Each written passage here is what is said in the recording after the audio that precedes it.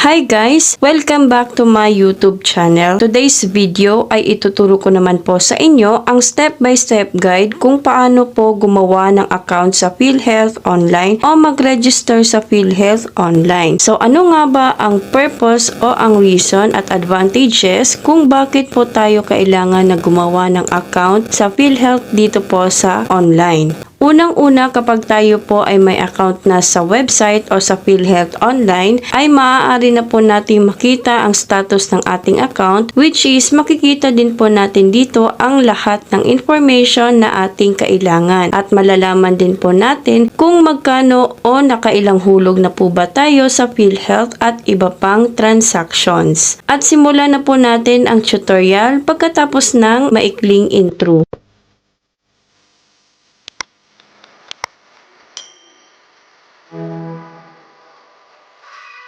Okay, ang first step po natin ay pindutin po natin ang Google Chrome at pagkatapos ay i-search po natin ang philhealth.gov.ph at pagkatapos ay mapupunta po tayo sa website o homepage po ng PhilHealth. So dito ay pindutin lang po natin ang online services at pagkatapos ay madadirect po tayo dito sa portal, which is nangunguna po dito ang member portal, register or login. So pindutin mo lang itong option na to, and then dito guys ay pindutin lang po natin ang create account dito po sa baba at pagkatapos ay mapupunta naman po tayo dito sa member portal account creation. So make sure guys na before po tayo mag-proceed dito sa account creation ay kailangan na meron na po tayong nakahanda na PhilHealth number o nakapagpa-member na po tayo sa PhilHealth. At dito naman po sa baba ay may nakalagay na note at ang sabi po dito ay lahat ng required field na may asterisk ay kailangan nating itong fill upan o lakipan. So dito po sa basic information ay nangunguna po dito ang field ng PIN, which is ilalagay po natin dito ang ating PhilHealth identification number. At pagkatapos ay susunod naman nating lakipan ang field ng last name and first name. So ilalagay po natin dito ang ating apelyido at ang ating pangalan. At ang susunod naman ay ang date of birth o ang ating petsa ng kapanganakan. So ilalagay po natin dito ang date kung kailan po tayo ipinanganak o isinilang. At susunod naman ay ang ating kasarian. So pindutin lang po natin itong field na to, and then itap mo po ang male kung ikaw po ay lalaki at itap mo naman po ang female kapag babae. At ang sumunod naman ay ang email address. So dito guys ay ilalagay naman natin dito ang ating Gmail account. Siguraduhin po natin na ang gagamitin nating Gmail account ay active o naka-sign in nang sa ganon ay matatanggap po natin agad sakaling mag-email po sa atin ang PhilHealth. At sumunod naman dito ay ang contact number. So dito guys ay ilalagay po natin ang ating cellphone number na ginagamit at siguraduhin po natin na ito po ay active. At ang panghuli naman ay ang preferred password at ang confirm preferred password. So dito po sa taas ay may note o instruction kung paano ito gawin. At ito naman po ang halimbawa sa paggawa ng ating password. At kung ano po ang inilagay natin dito sa field ng preferred password, ay ganun din po ang ilalagay natin dito sa confirm preferred password. At siguraduhin po natin na mag-match po o magkapareho ang ating preferred password at ang confirm preferred password. Siguraduhin din po natin na inonote po natin ang ating password dahil ito po ang isa sa mga requirements na ipoprovide po natin kapag tayo po ay maglalogin na ng ating account sa PhilHealth portal. Dito naman po sa field na to, ilalagay naman po natin ang code o numero na nakasaad dito sa ibabaw nito. At siguraduhin po natin na ang nakalagay dito sa ibabaw ng field ay ganun din po ang iyong ilalagay dito sa mismong field. At kapag tapos na po tayo mag-fill up, ay maaari na po nating pindutin ang create account at lalabas po dito ang activate your account. At dito naman po sa baba ay may note kung saan ay nakasaad po dito na may sinend po sa atin na message ang PhilHealth doon po sa ating Gmail. So ang gagawin po natin ay mag-leave po muna tayo sa page na to and then mag-proceed po tayo dito sa Gmail. So ang gagawin po natin ay pindutin lang po natin ang Gmail. So dito guys ay makikita po natin ang sinend ng PhilHealth. So ito po yun guys. Pindutin lang po natin ito. So nakasaad po dito na successful po ang ating paggawa ng account at ang gagawin lamang po natin ay i-activate po ito. So para ma-activate po natin ito ay i-click lang po natin ang link na to at automatic na mag-a-appear po dito ang successfully activated na ang iyong account. So ang gagawin mo lamang ay pindutin mo lang po ang back to log in. At dito naman guys ay pwede na po tayong mag-login ng ating account. So ang unang-una po nating ilalagay dito ay ang ating PhilHealth Identification Number. At ang sumunod naman ay ang ating password which is yun pong ginawa natin kanina. And then sumunod naman ay ang CAPTCHA. So dito guys ay ilalagay po natin dito sa field ang code o numero na nakalagay po dito sa ibabaw ng field.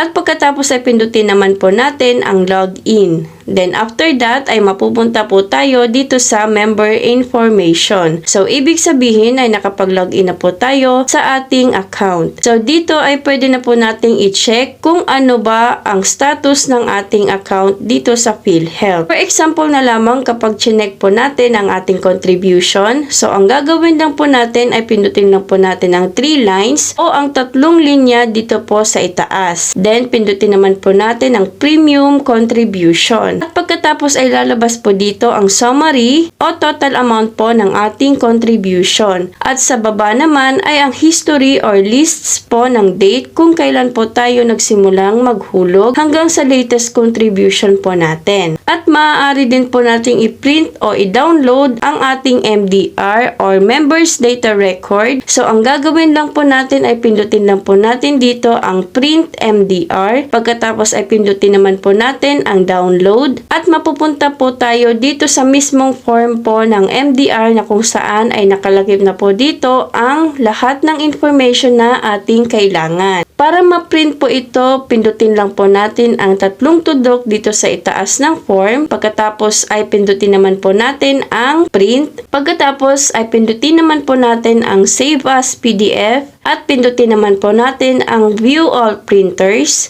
At automatic na mag-i-scan po ito para dun sa printer na ating pagpapasahan po ng form which is yung MDR. At para ma-download po ito, pindutin lang po natin ang download at mabilis na magda-download po ito sa ating device. At kung gusto nyo naman pong mag-logout, ay pindutin lang po natin itong 3 linya na to. Pagkatapos ay makikita po natin dito sa pinakahuling option ang logout. Pindutin lang po natin ito. Pagkatapos ay madadirect po tayo ulit dito sa portal. So, ganun lang po ang paggawa ng account at pag-check ng status sa ating account sa PhilHealth dito po sa online services ng PhilHealth website.